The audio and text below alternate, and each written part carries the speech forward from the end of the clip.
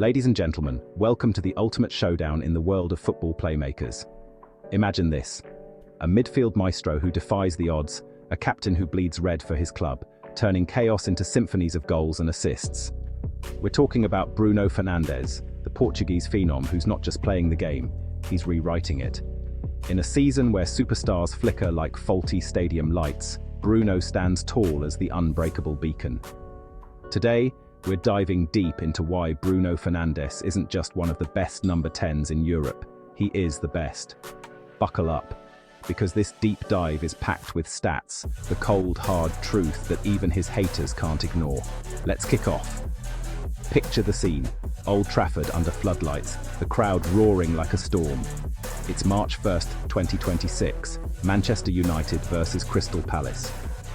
United are trailing, the pressure's mounting, but then, bam, Bruno Fernandes steps up. A pinpoint cross from the edge of the box finds Benjamin Sesko's head to seal a 2-1 comeback win. That's not just a match winner, that's leadership in motion. This season, Bruno's been on fire, leading the Premier League in assists with 13 in 25 appearances, while chipping in 7 goals for a staggering 20 goal involvements in the league alone. Across all competitions, he's at 7 goals and 14 assists in 27 games, making him the creative heartbeat of a resurgent United side pushing for top 4 glory. Critics say the Premier League is stacked with talent, but who's outpacing Bruno? Even in Europe, not Kevin De Bruyne, who's managed just 4 goals and 1 assist in 8 Serie A games for Napoli this year after his big move. Not Jude Bellingham, who's impressive at Real Madrid with 4 goals and 3 assists in 18 La Liga outings, but lacks Bruno's sheer volume of creation. And certainly not Jamal Musiala, who's been hampered by form or fitness, scraping 0 goals and 2 assists in just 7 Bundesliga starts for Bayern. Bruno's numbers aren't just stats, they're statements. In his last 20 games, he's racked up 8 goals and 14 assists, a jaw-dropping 22 goal contributions that scream Ballon d'Or level. Remember that masterclass against Wolves on December 8, 2025? 2 goals, 1 assist in a 4-1 demolition, pure magic.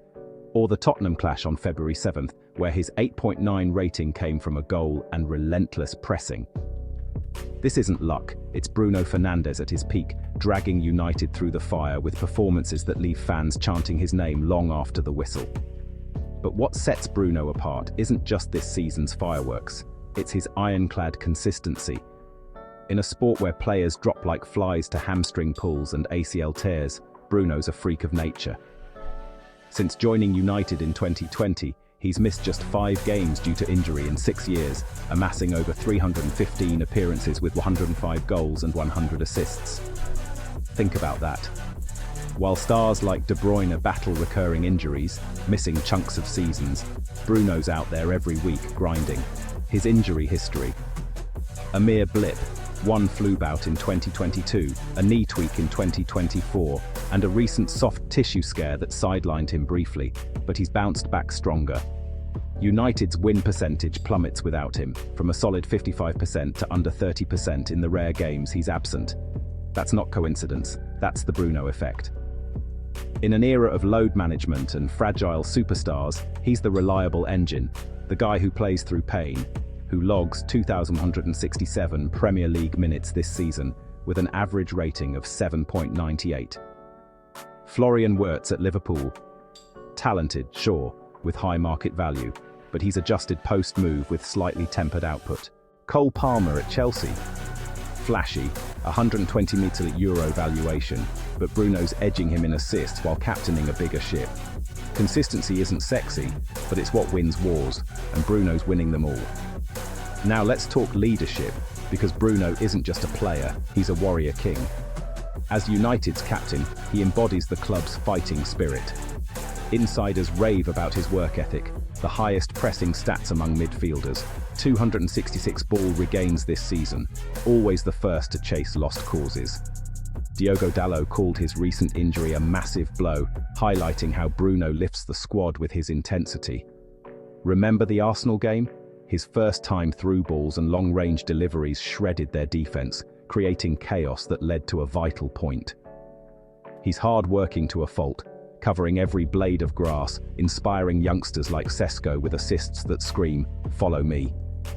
In a team rebuilding under Ruben Amorim, Bruno's the glue, passionate, vocal and unyielding. Sure, he's divisive. Some moan about his body language, those dramatic arm waves when things go wrong. But that's fire, not flaw. It's the same passion that fueled legends like Roy Keane. And giving the ball away, yeah, he takes risks. 59 turnovers this season, but those lead to 63 shots created and 18 big chances. High risk, high reward. That's the number 10 blueprint. The trophy drought, the elephant in the room. Bruno's critics love to harp on it. No Premier League title, no Champions League glory. Fair point, but let's get real. He's won the FA Cup and EFL Cup, surpassing David Beckham in United assists with his magical deliveries. And those majors, blame the team turmoil, not the man who's consistently put up numbers amid managerial merry-go-rounds and squad overhauls. Since 2020, he's got more goal involvements than most elites, 193 goals and 168 assists career-wide. Compared to De Bruyne, sure, KDB's trophy cabinet overflows with 25 honours, but his output this season pales. 0 goals, 2 assists in Champions League for Napoli. Bruno's doing it in the toughest league, without the star-studded support De Bruyne enjoyed at City. And versus the young guns, Bellingham's got the hype, but Bruno's output trumps his 6 goals and 4 assists across all comps. Musiala's stalled at 1 goal, 2 assists. Even in rankings, Bruno tops lists for attacking mids this season, with Fermin Lopez and Szoboszlai trailing. Trophies will come, but right now, Bruno's the king of output. The guy who always keeps putting numbers on the board, as fans chant. So, why is Bruno Fernandes the best number 10 in Europe? It's the perfect storm. Blistering current form with league-leading assists. Unbreakable consistency in an injury-plagued world. Leadership that ignites teams, and a work ethic that shames the lazy. Yeah, he's divisive, like all geniuses. He gives the ball away chasing glory, his body language screams passion, and trophies have eluded him in majors, but he's elevated United from mediocrity to contenders.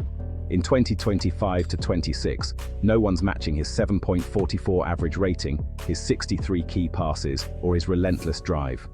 De Bruyne? Fading. Bellingham? Promising but not there. Musiala? Inconsistent. Bruno's the real deal, a modern number 10 with the heart of a lion. If you're not convinced, watch his highlights, those assists to Sesko, those penalties under pressure. He's not just playing, he's dominating. Bow down to the king, folks. Bruno Fernandes, Europe's undisputed number 10. Thanks for watching. Smash that like, subscribe for more football fire and drop in the comments. Is Bruno the best? Let's debate. Peace out.